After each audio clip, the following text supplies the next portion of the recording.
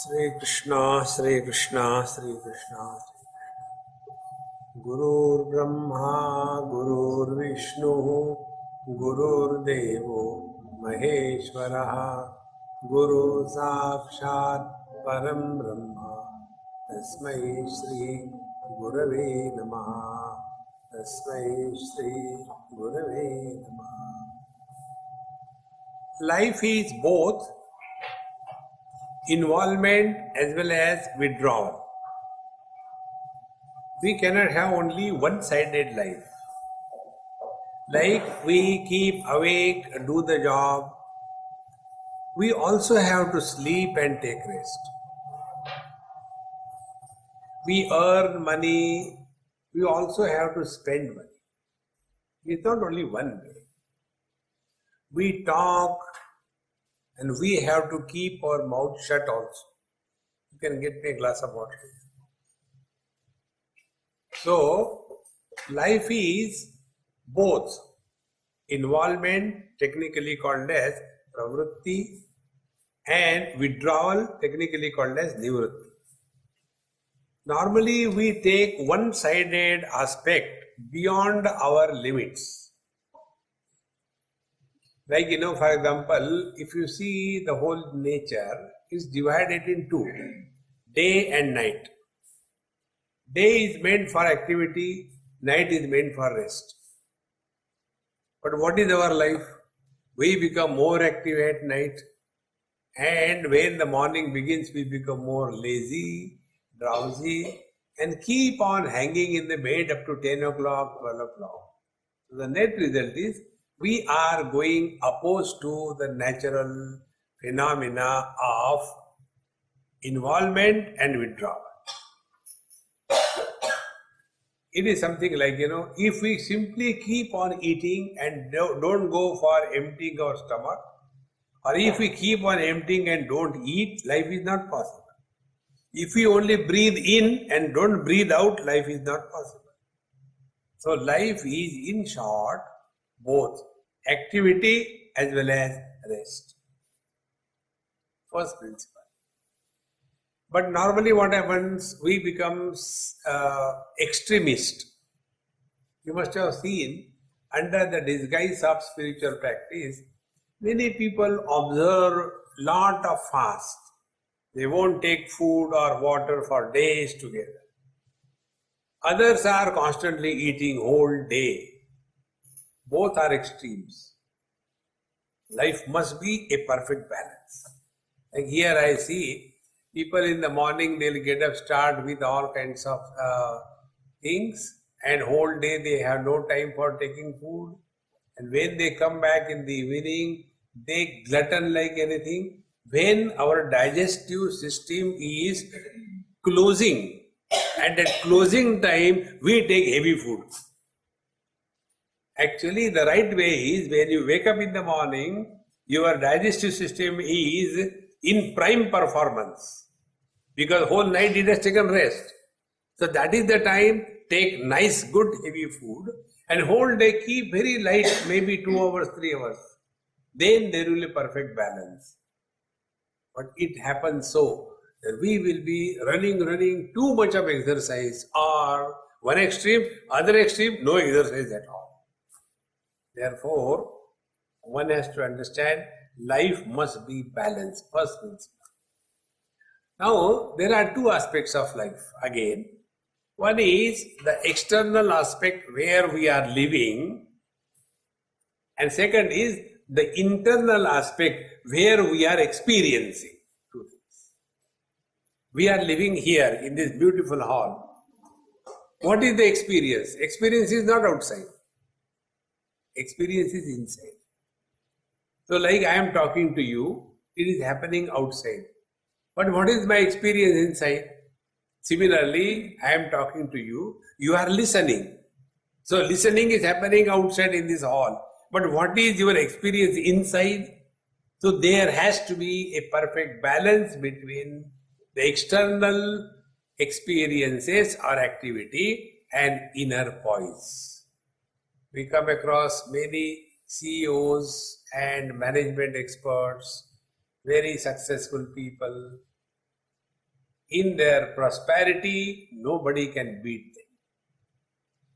But if you see their personal life is concerned, they're completely broken and all the time lonely in the crowds. This happens only because the bridge which is connecting the outside and inside, that bridge is not taken care of. Life is like a river. It has got two banks. One bank is matter, material aspect. Second bank is the spiritual aspect, the truth, the reality. And these two things, matter and consciousness, they are joined together by a bridge. That bridge is called as mind. Nobody constructs houses on the bridge. We are supposed to use the bridge to go from one direction to the other direction. And this is what we are doing whole our life. In deep sleep, we are in absolute matter. Then we wake up, come on the bridge of mind, go halfway, struggle, fight, achieve, fail, friends, enemies. We get tired and we don't go further. We again come back, go to sleep. And this we have been doing incessantly right from childhood onwards. And a stage comes in our life where we are absolutely frustrated, depressed, dejected. Nothing in this world attracts our mind. Then we start becoming perverted, and a perversion comes in the form of abnormal lifestyle. See, friends. The reason is we have not taken care of the bridge which we are using or we are supposed to use for crossing this river of life.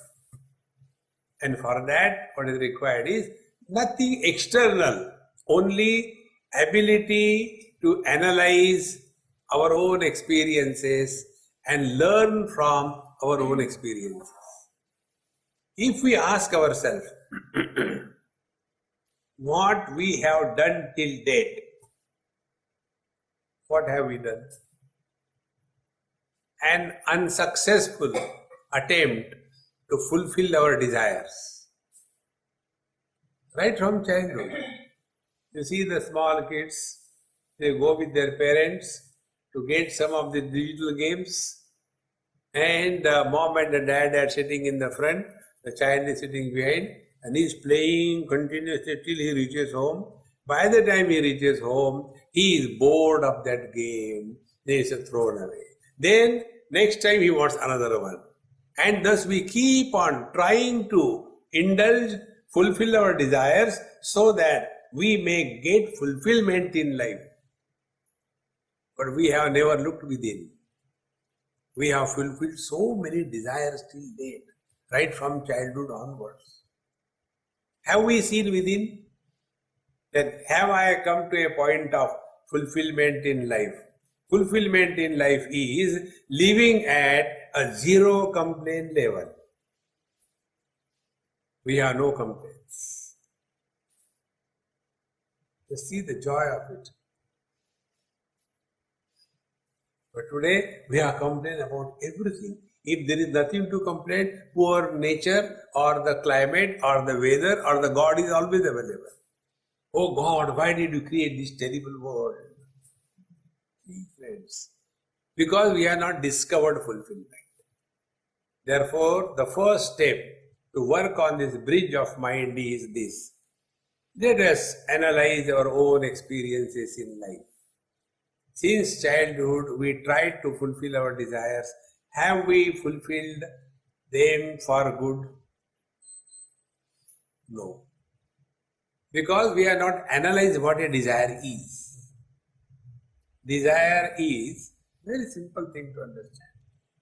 When there is a sense of incompleteness, condition number one. Condition number two. When there is a sense of otherness, when these two things come together, the interaction between the sense of incompleteness in us and the sense of otherness in the world, when they meet together, that interaction is called as desire. Then I start imagining, if I get this particular object, then I will be happy. Today I am not happy because I don't have that object, and therefore I will work, struggle hard to get that object. After we get that object, that particular desire is fulfilled, but the next one crops up. And there is no end to that. Thus, our whole life is an utter failure attempt to fulfill our desires because we have not learned from our own experiences. Desires can never be totally fulfilled because one desire breeds the next desire. Therefore, let us look within.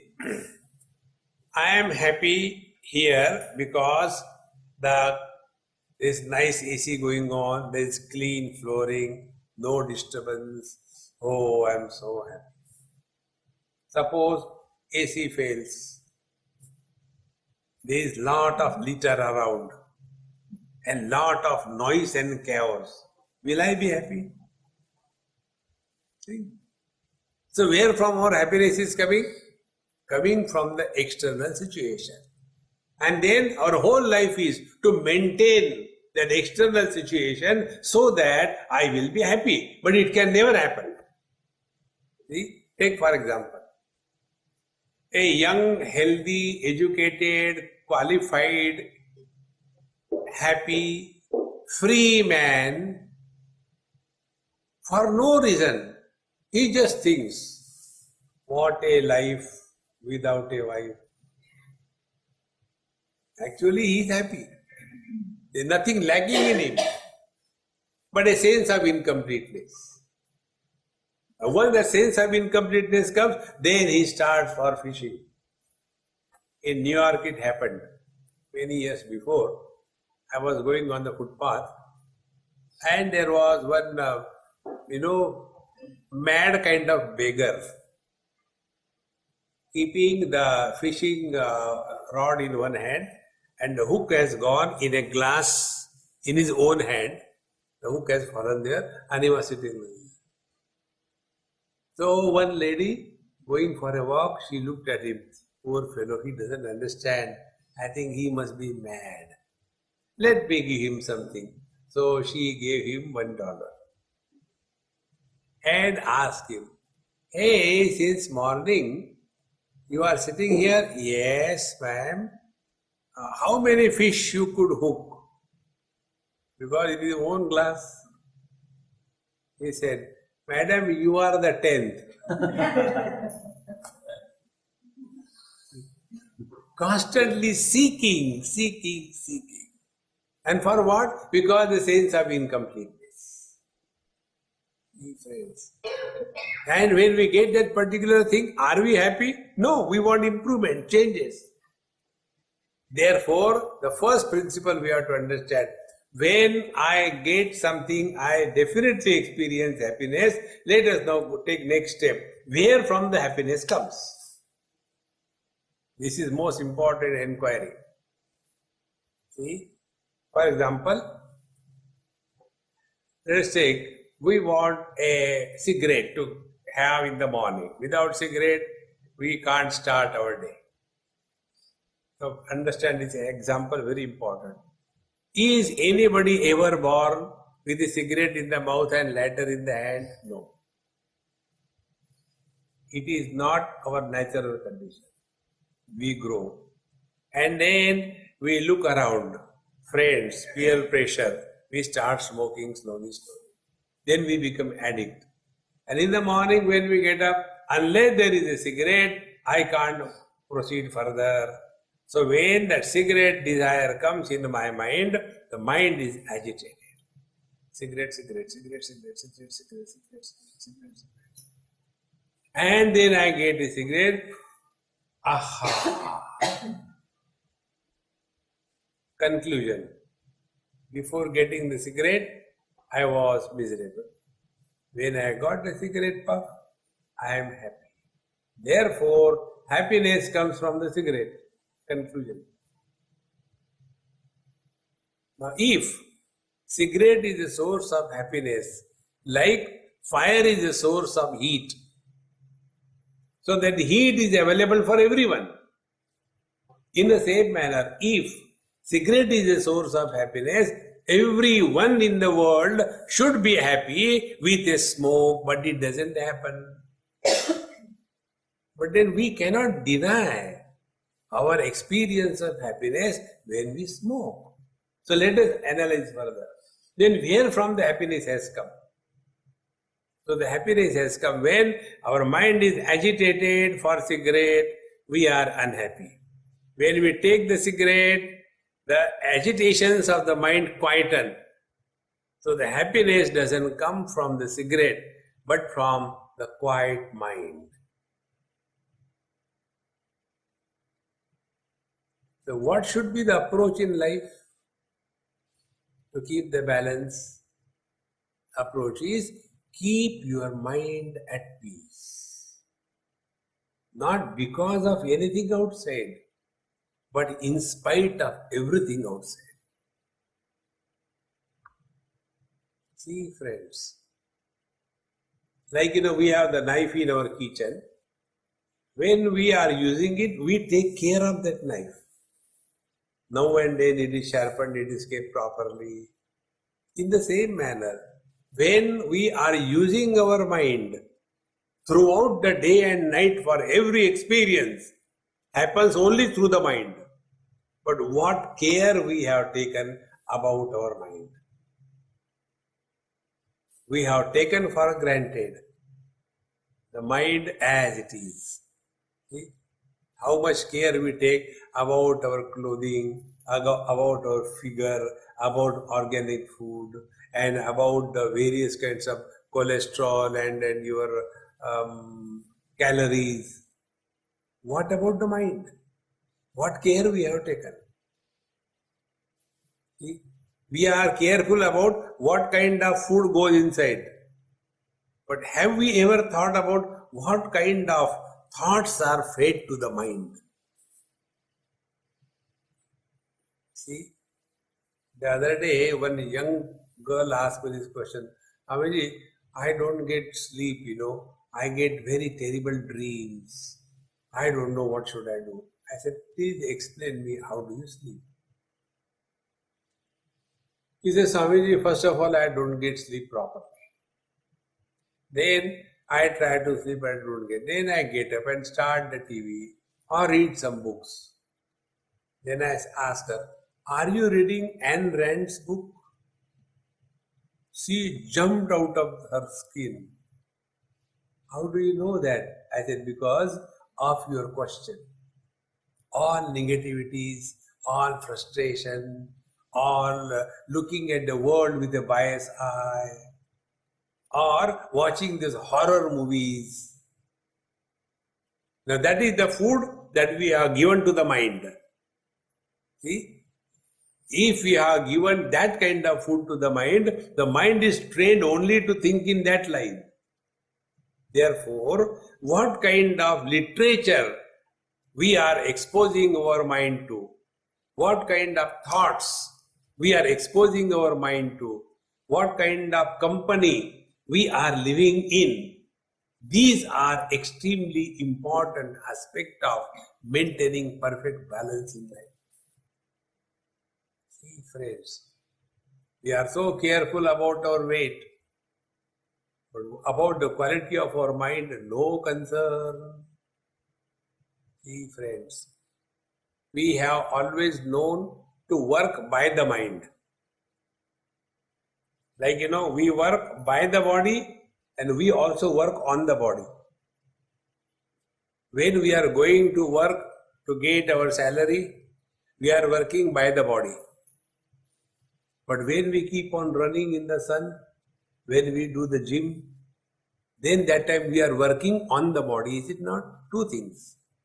Working by the body, working on the body. In the same manner, we are only working by the mind. We are not working on the mind. Working by the mind is what? Number one, comment on everything in this world, whether we are asked or not asked.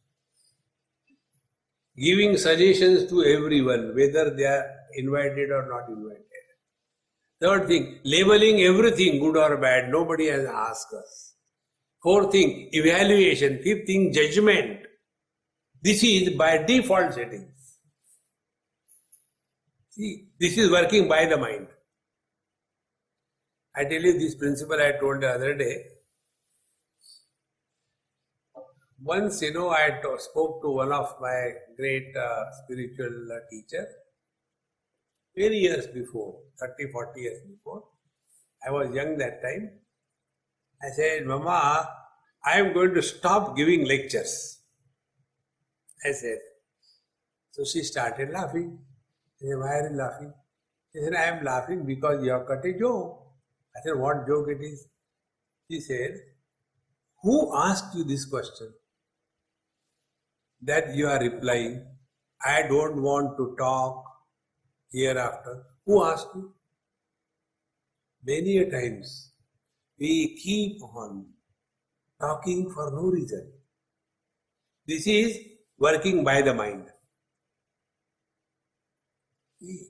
Mechanically, then our life becomes a default settings. Now let us start working on the mind. See? Like one or two examples I'll give you. Working on the mind. When we are interacting with anybody, there we have to ask a question to ourselves. Is it necessary to talk? Working on the mind. You must have seen, suppose there are dozens of people, small groups are formed, and one person says something. See, we went, the yoga will, and we had a very nice time there. But the food was a little less, and there was such a commotion, and then they had to do something is told. Do you think other listeners will keep quiet? They will bring their story. Then the third person will bring his story. In this manner, we want to get involved into discussion whether we are invited or not. This is working by the mind. I'll give you two techniques. Try to maintain if your mind is balanced, life is balanced. If mind is not balanced, life is not balanced. Because life is what the quality of mind is. If the mind is confused, life is confused. If the mind is angry, life is a fight with everyone. Friends, therefore, let us again and again learn this art of maintaining balance of our mind. See? Now see how it happens instantaneously. Two techniques I'll tell you. First technique is, before we talk in any group, ask a question to yourself. Is it necessary to talk? I guarantee you, in 99% cases, the reply will be not necessary. You must have seen, suppose two persons are talking, suppose I am talking to him, and suddenly his wife comes and she says, what about you are talking? Is not necessary for you to know. But habit, this habitual lifestyle is working by the mind. So let us become aware. When we get involved anywhere, ask a question, is it necessary? You will be absolutely at peace. Without efforts. Only one question. Now the second thing, how much we talk to ourselves non-stop. It's not that we are sitting quiet. Inside, the factory goes on. Like a poultry farm. Caw, caw, caw, caw, caw.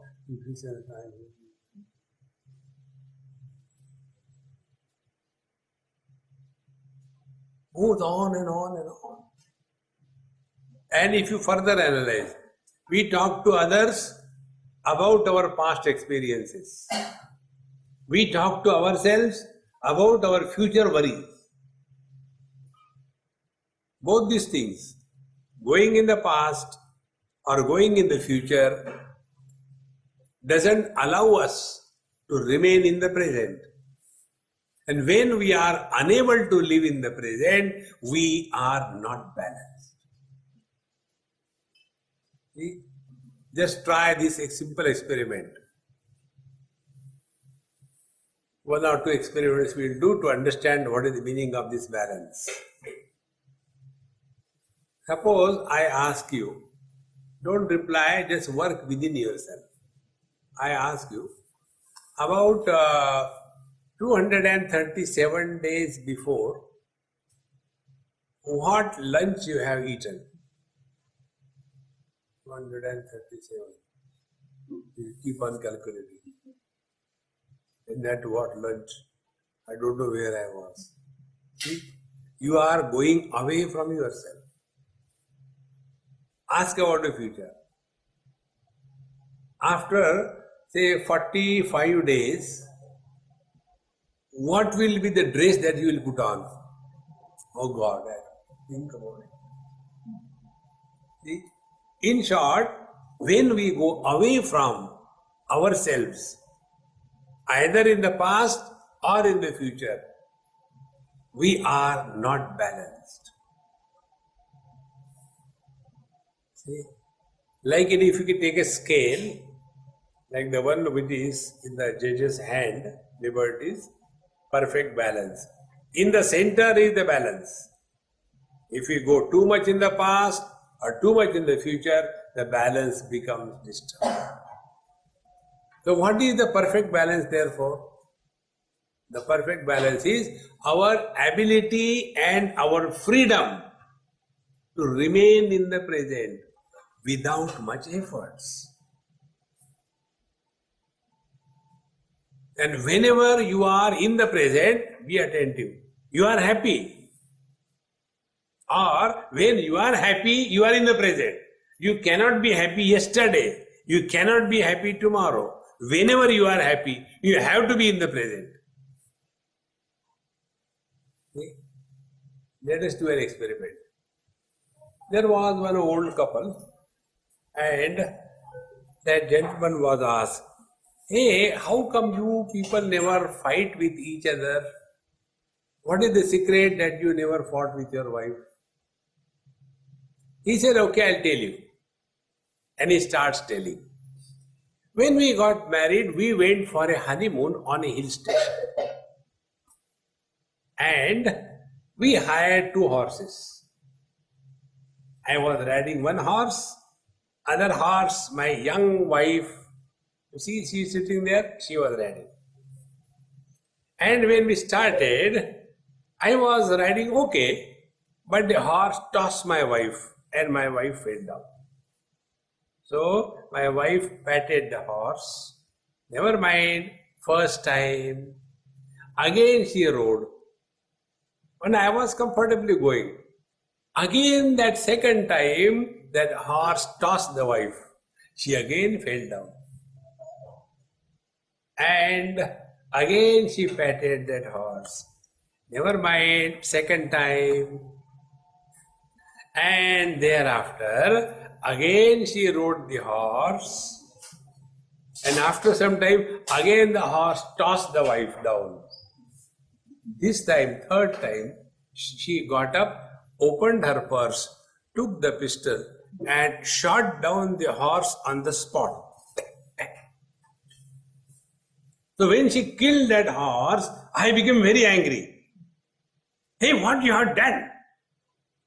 Are you in senses?" When I shouted at her, she said, "First time."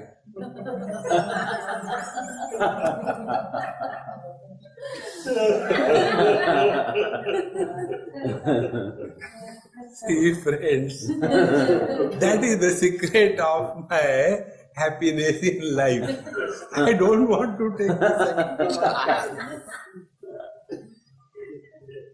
Now, when you were happy, be attentive. When you are happy and enjoying this story, that time, tell me, you were man or woman? You were young or old? You were rich or poor? You were educated or uneducated? That time, you were just happy. So, what is the perfect balance in life? Remain always cheerful and happy.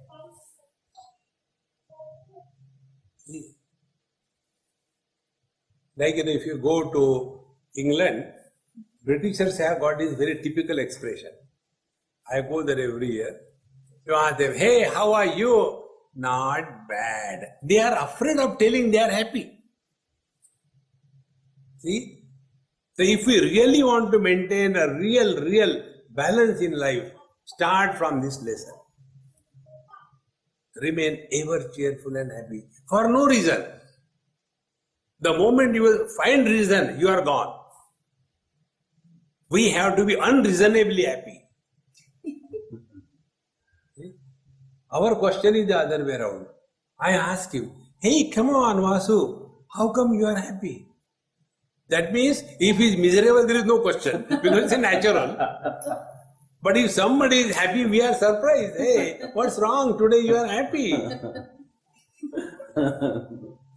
See, friends, because we have always known we want a reason to be happy. And the reason will never come to you because our demands are unreasonable. For that, there is only one technique, very simple technique. The technique, analyze our own experiences. In deep sleep, all of us are happy, is it not? Not only we are happy, others are also happy. Thank God this fellow is sleeping.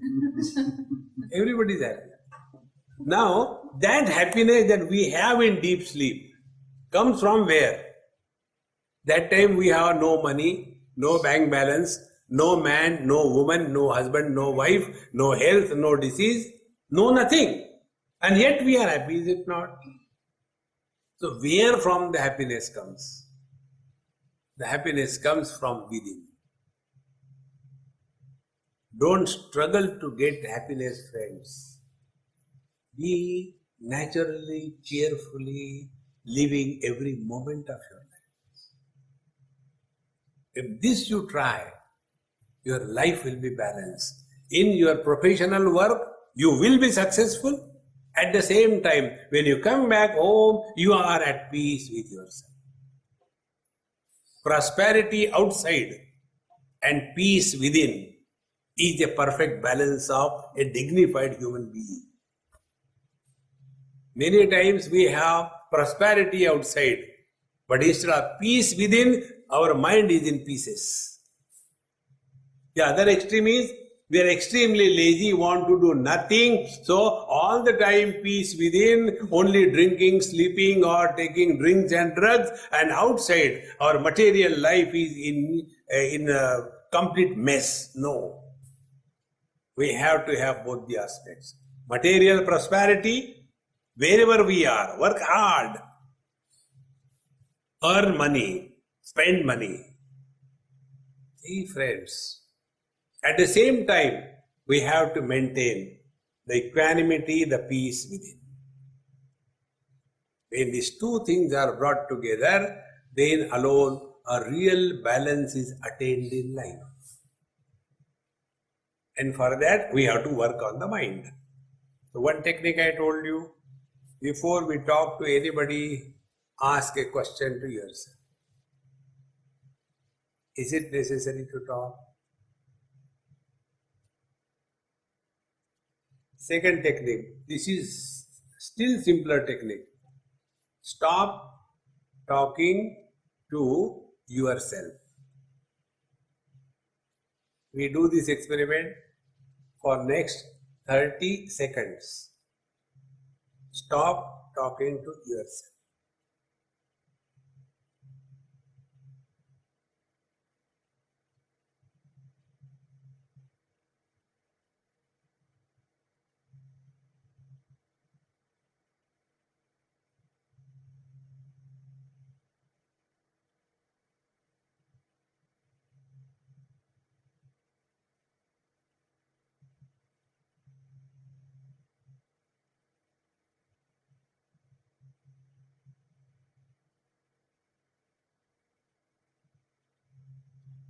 experiment over.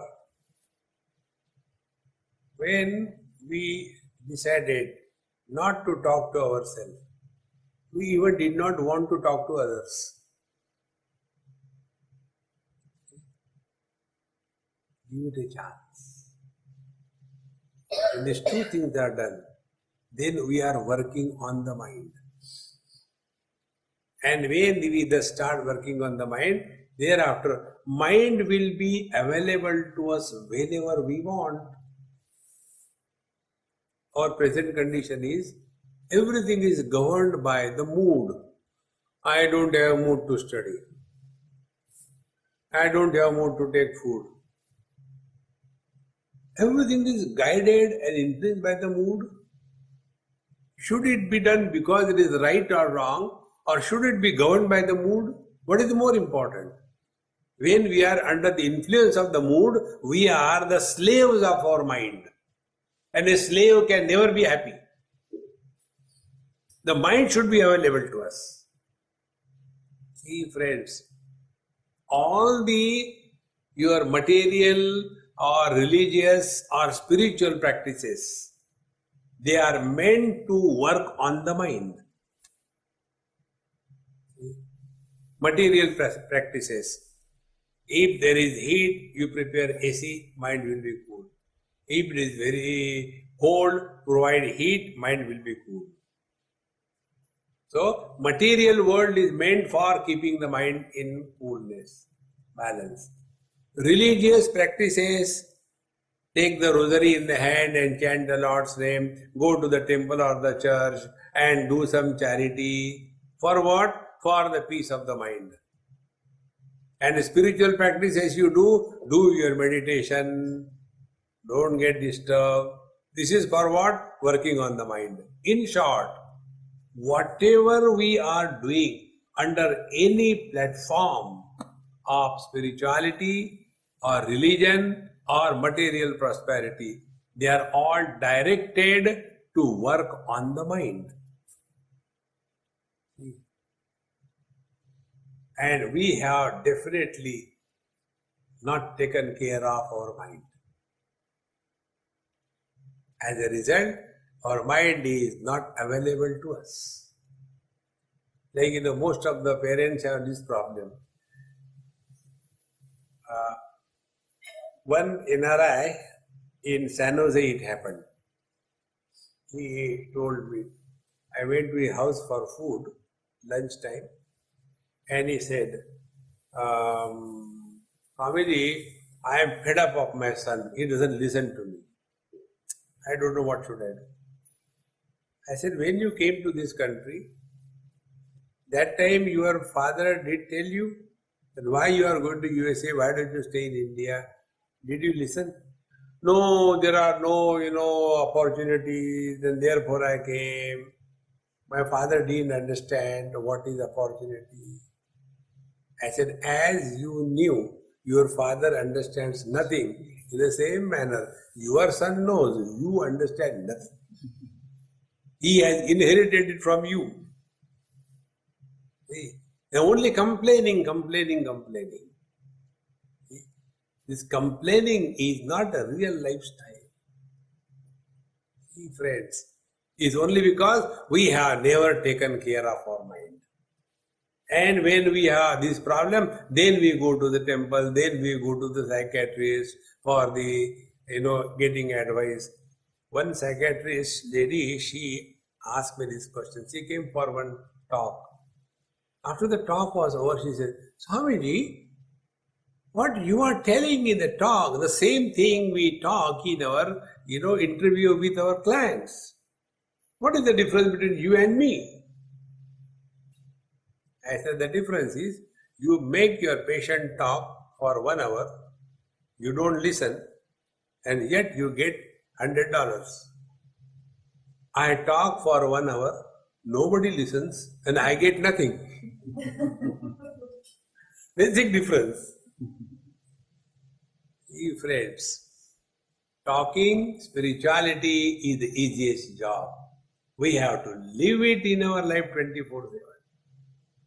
And therefore, before we take up anything in life, while the execution is going on, after the job is done, our attention should be all the time on the quality of our mind.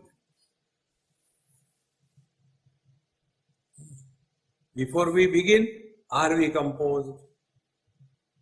Or excited, frustrated, depressed, dejected, confused? Or we are composed? During the whole job is done, is our balance maintained? Sometimes there will be success, sometimes there will be failure. Sometimes you may gain, sometimes you may lose. This is how the life is. But we all the time want only one-sidedness. One-sidedness is not life. See, this world is made up of twins.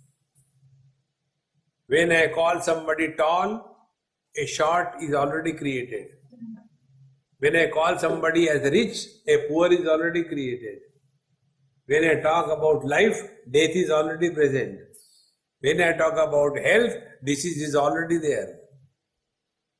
See, friends, when I talk about good, bad is created. This world is made up of these twins. There is no good without bad. There is no rich without poor. There is no life without death. There is no health without disease. This is how the world is.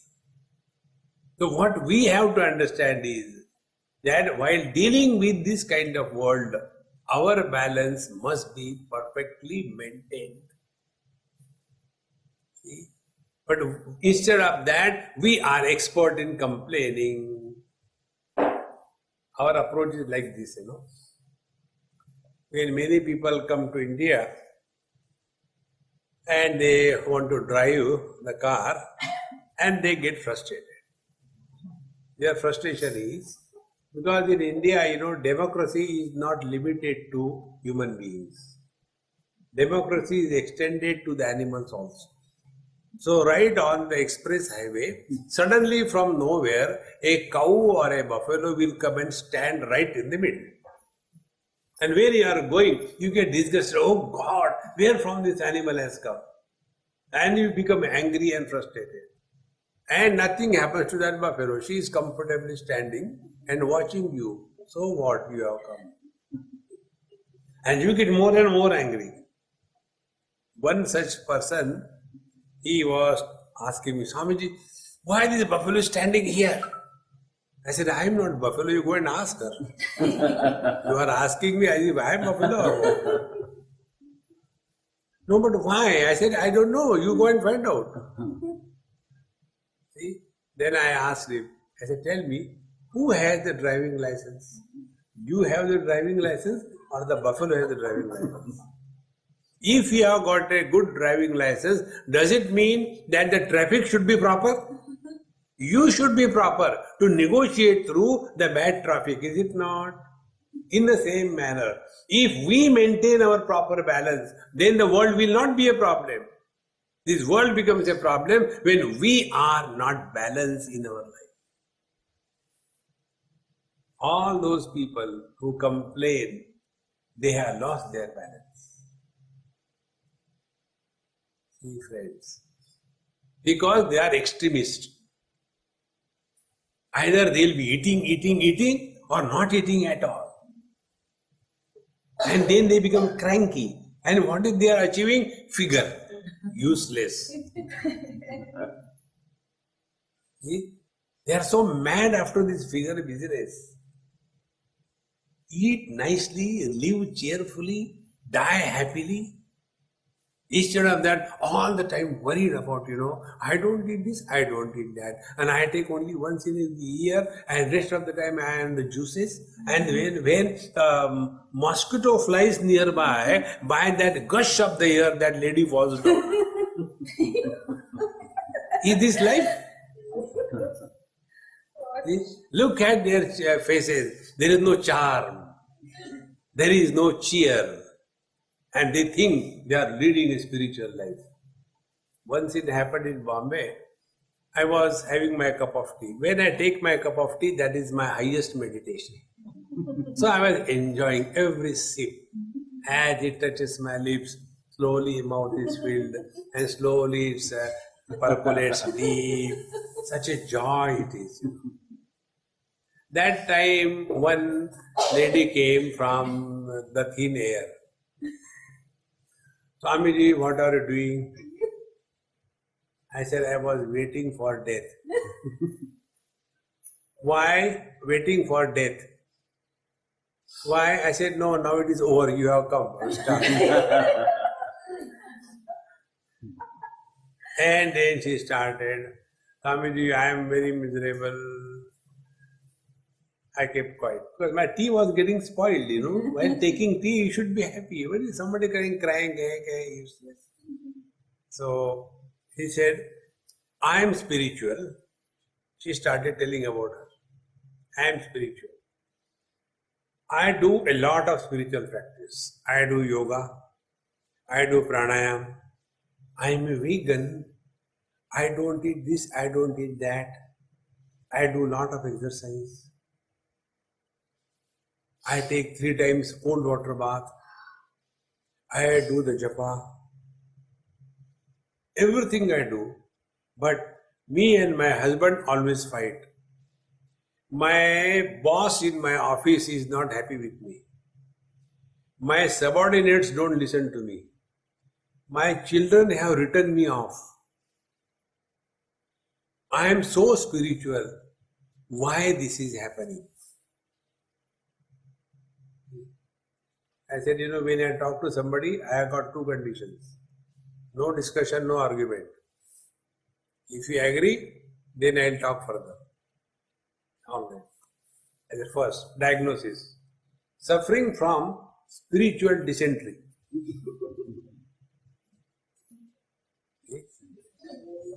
Now, the dysentery, what you call, loose motion. So, suffering from spiritual dysentery. Number 1. Now, medicine. Take sumptuous meal 2 times a day. Go for movies. See drama. Enjoy life. And before you go home, go to a beauty parlor. You are looking like a devil. How you dress and how you address tells the quality of your life. See, friends.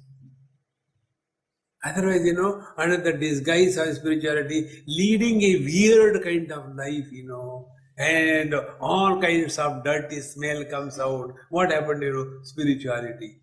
It is spiritual influenza, it is not spirituality. See, friends. So she said, Swamiji, I said, no further discussion. Get out. Take some vitamins, etc. Eat good food. And don't come to me for next 6 months. She came after 2 months. Completely changed. Well dressed, nice hairdo, and proper clothes and all that.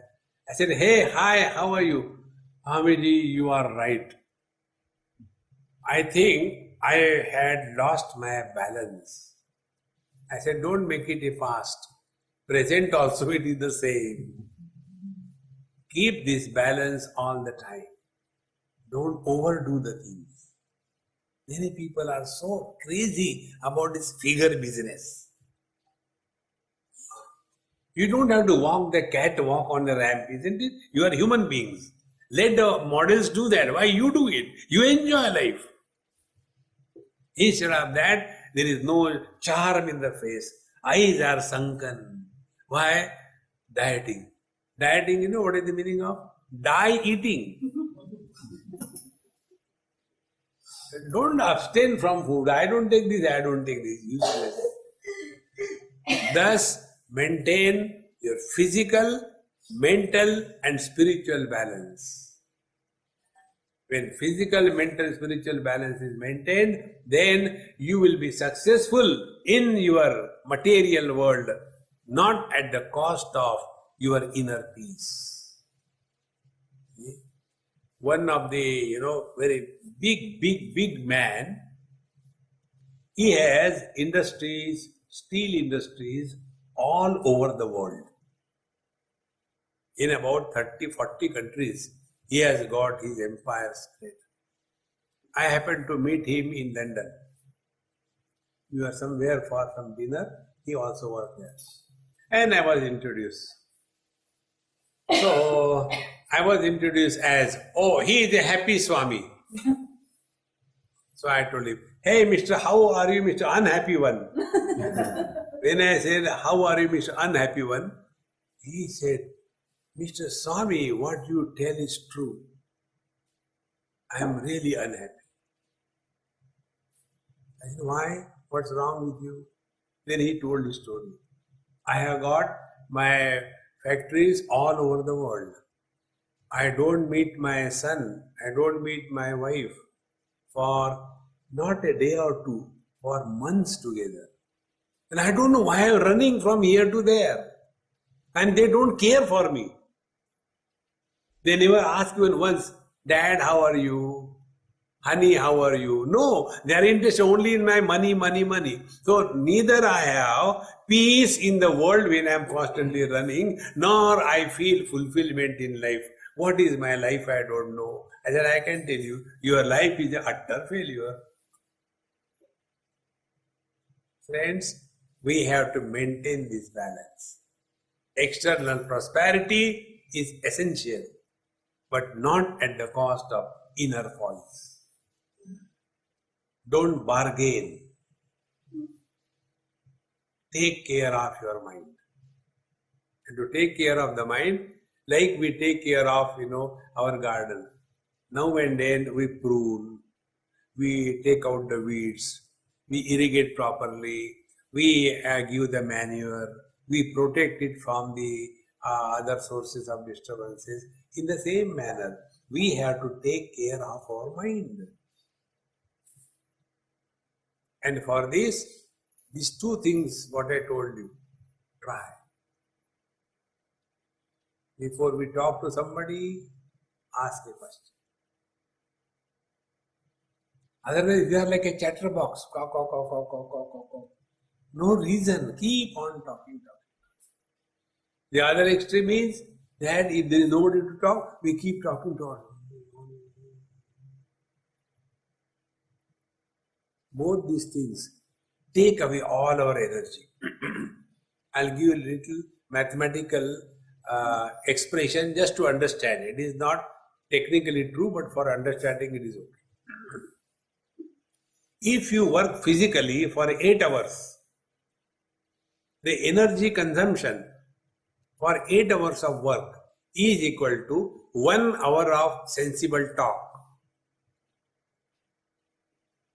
Because physical body requires less energy than the speech. Speech is subtler. Then 8 hours of speech or talking is equal to half an hour of thinking.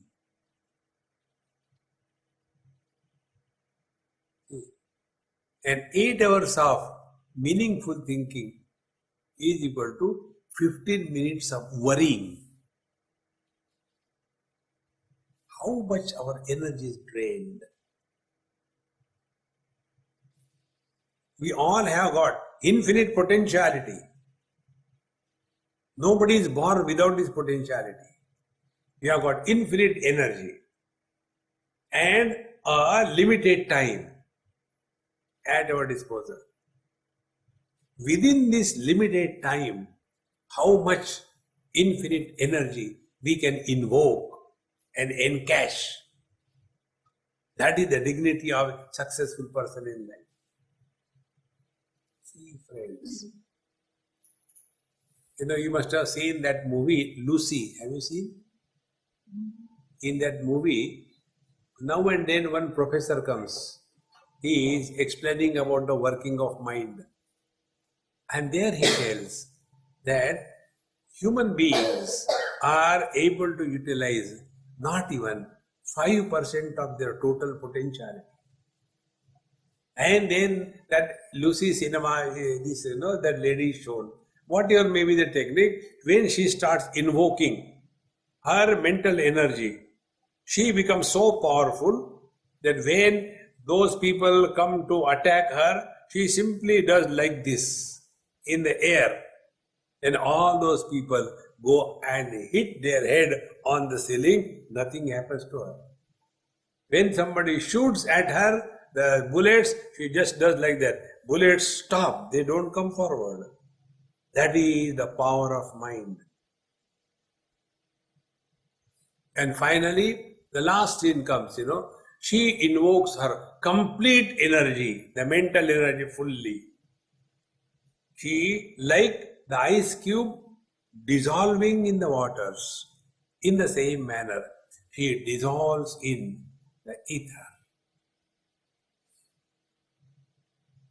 That is the acme of perfection. And to achieve that, we have to go from where we are. Presently, we have never taken care of our mind. If the mind is balanced, everything is perfect. If the mind is not balanced, everything is wrong. Mind is the source of all the problems, and mind is the source of all solutions. A disturbed mind is a source of problem. A mind balanced, peaceful, is the source of solutions to all the problems. And this we can achieve in our life. Anybody can, provided we lead our life intelligently. So don't overdo anything. Eat to eat is wrong. Not eating at all is wrong.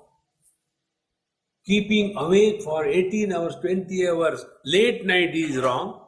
Not sleeping at all is equally wrong. Both are required in life. We have to maintain a perfect balance. And the balance is maintained at the level of the mind. Mind is balanced, the world is balanced. I'll give an example. Our Prime Minister came to USA, I think 1 year before. Mr. Modi? Few months back, okay. Whenever he came, in Madison Square, he addressed. So when he came to USA for 7 days, he was here. And during that time, it was the time of his observing fast. For 7 days, he lived only on water and juice. And yet, his performance was unparalleled. Where from the strength comes? From the mind. His life is so disciplined. External performance, superb. Inner poise is unparalleled. When this is possible for one person, it is possible for every one of us, provided we take care of our mind's balance. Such a person who has taken care of the mind's balance, he will have no complaints about the world. He will have no complaints about the people. Because our mind we have to manage, nobody can do it for us. When we talk about balance in life, it means balance of mind. So, these two things, give it a try. Wherever you are, except while driving, maybe start 10 seconds, 20 seconds, half a minute, any time when you are alone, just sit down and don't talk to yourself.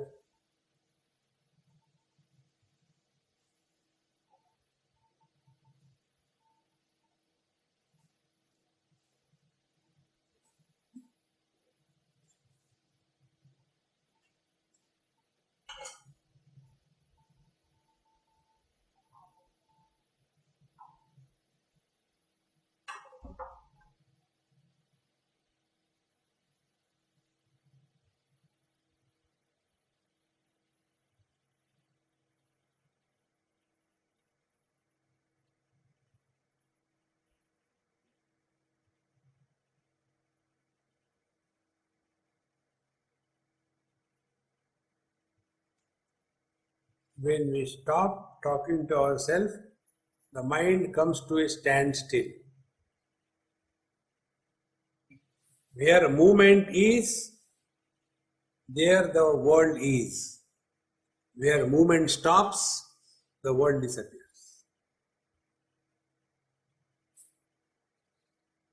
In the deep sleep, mind enters sleep. Thereafter, nothing happens, mind stops. When mind stops, there is no world. The same experience that we have in deep sleep can be had when we are awake.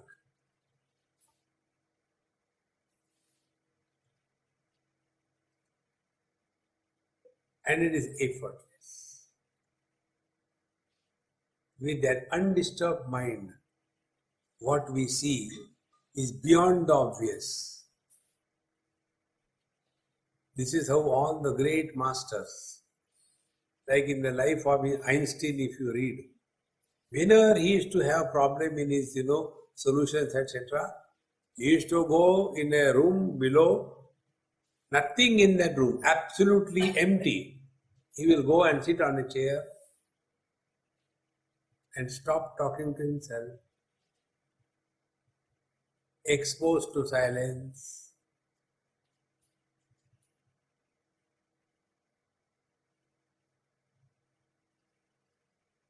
In that moment, he used to get the solutions for all his problems. Not difficult. You can give it a try and be happy. Anybody can do it. Om Purnamadaha Purnamidam Purnaat Purnamudachyate Purnasya Purnamadaya Purnamevavashishyate. Om Shanti Shanti Shanti. Hari Om. Sri Gurubhyo Namaha. Hari Om.